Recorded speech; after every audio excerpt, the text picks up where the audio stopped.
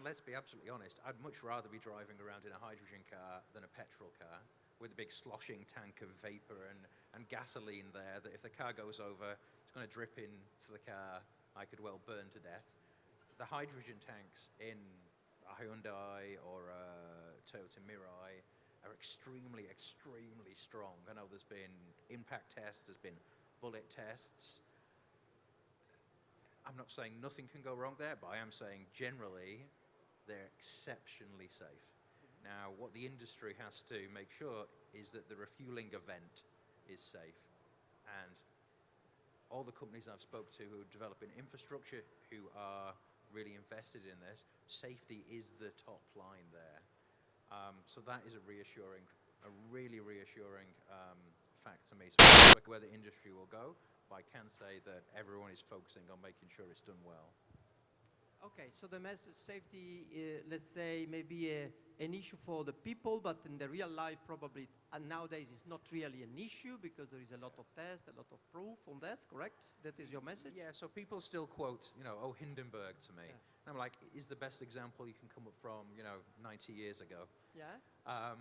I can think of many more examples of things going wrong with, liquid fuels than in the last 90 years. And over the last 15 years I've been doing this, the kind of approach when I speak to people in the general public has really improved around hydrogen safety. It used to be all the time the first question I was asked, and now it's more of a how does hydrogen compare against X, Y, and Z, which is actually a real improvement because people are more open to a discussion, and hence why I like to kind of be out there in the hydrogen car, say I drive this around. I feel it's safe. I know the guys who built this. I know how the refueling station works. If you want a drive in it, kind of sit in it. Okay, so the message from the point of view of safety is clear. The matter related to the where to find hydrogen, for instance, Ilaria, for the trains at the end, when you move the train from one side to the other, where it's providing the hydrogen, and are the people so relaxed to stay in a hydrogen train instead of the diesel train? They got the feeling that something is changing, or they do not understand. So what is your opinion about that? Yeah.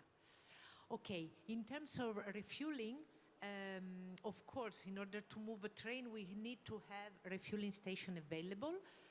One message is that it's really important to create synergies. So indeed, in the project we are working on, refueling station will be available for refueling not only train but also hydrogen buses. Okay. And I believe it's a very good point in order to exploit as much as possible this refueling station. I don't know the reason behind the closure of refueling station in UK. Maybe, I don't know, under usage, I don't know. It was demand. Yeah, exactly. So for sure, a systemic approach should be very, very useful in order to exploit properly this significant infrastructure. Safety. The railway sector is incredibly, has a lot of norms, a lot of regulation, is really strictly controlled. We are in the validation phase, and the test we have to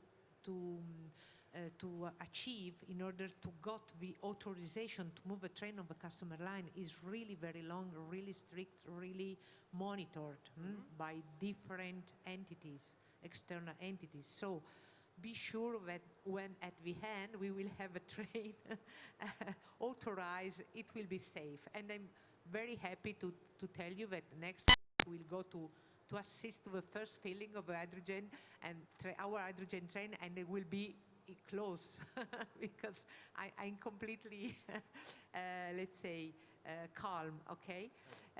Also, in our train, we will have one car named the power car where the hydrogen equipment are stored, and passengers will transit through this car in this corridor. And we avoid any kind of doors also, exactly to pass the message of safe. You can safely stay seated close to the hydrogen tanks because they are built to be safe. And it is exactly what we experience every day in our home, where we have natural gas in most of our homes. So I really believe that it is just a matter of habits.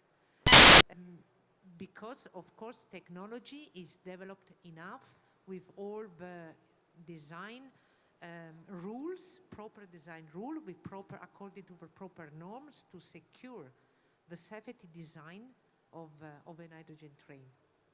Okay, so the message is to try to be systemic, so the refueling station have to follow different needs, mainly because now there are not so many, so it's useful, to try to optimize. And okay, next train trip, we will just run around hydrogen around us, so everything very safe.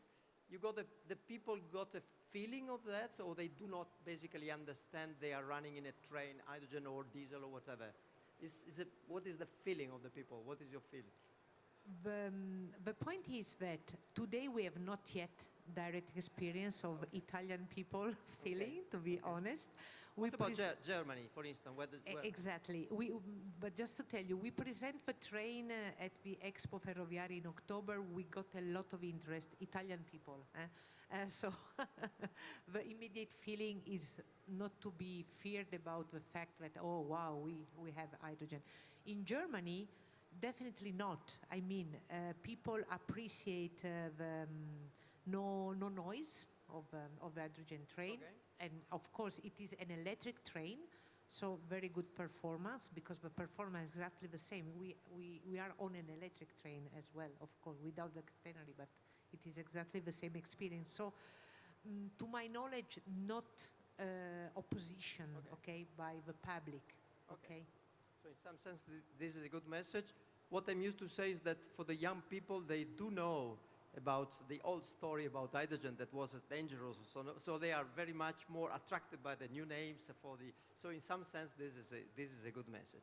Okay, let's go back to the guy that is buying a bus, buying a truck, and you have to convince them that is an option, that is possible, that is real, and that at the end of the day can be not so expensive. So how you could really say to the buyer as a message? Andrea?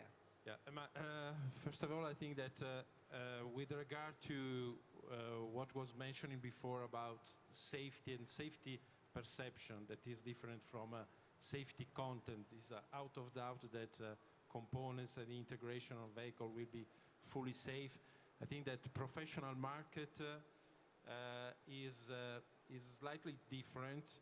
As Iveco Group, we come from the experience made over the last 25 years with natural gas, where we started introducing compressed natural gas, then we moved also to liquefied natural gas. So, and I think that professional driver, let me say, are completely satisfied once, of course, the mission of the truck is covered.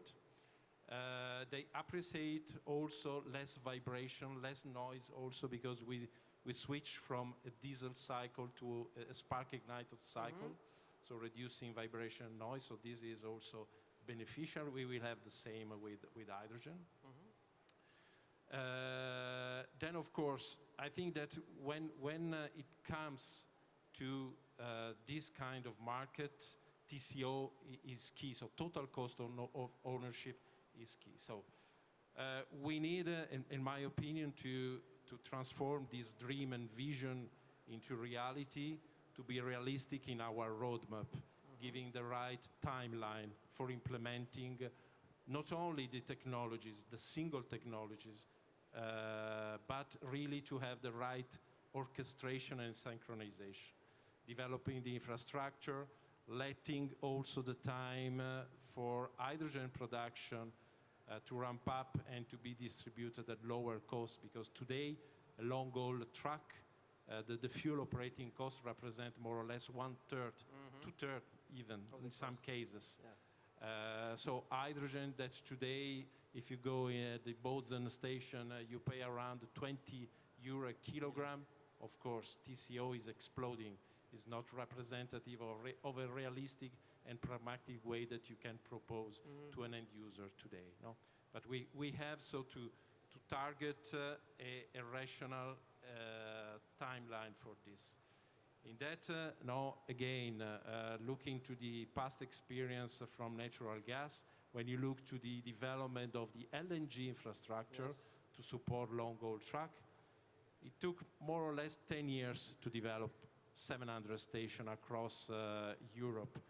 Today, we are prospecting also with through ASEA that we would need for 2030 approximately 1,000 refueling stations for heavy duty, so meaning a certain flow rate, 700 bar, so with a certain cost, to be honest, maybe 4 or 5 times the cost of an LNG station. So this will take time. So we need to be realistic in this in order then to be able really to offer a solution. The technical, it exists and it will exist and it will be able to cover the requirements of the end user, and of course do not forget the overall target to reduce greenhouse gas emission and provide also ultra low pollutant emission.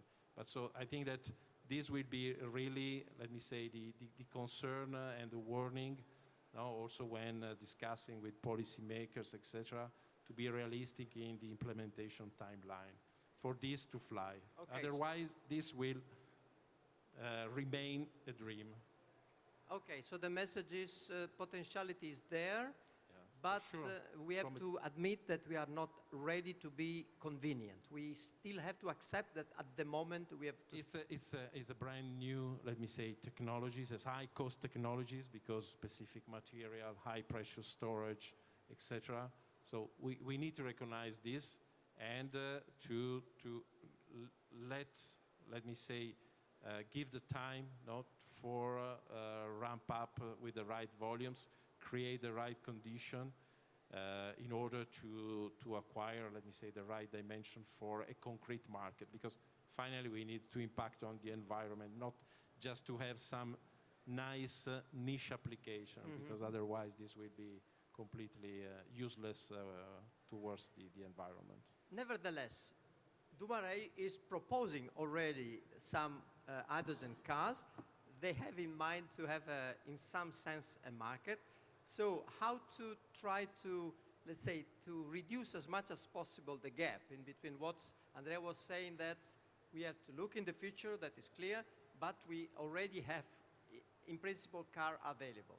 The PNRR, the keywords that we have in Italy, is actually planning to construct in Italy a certain number of hydrogen refueling stations. If I could remember, it's something about 35 or 40, something like that, all spread around the country. And in principle, PNRR is running 2-3 years, so all these refueling stations should be ready, let's say, in less than 5 or something like that. So in principle,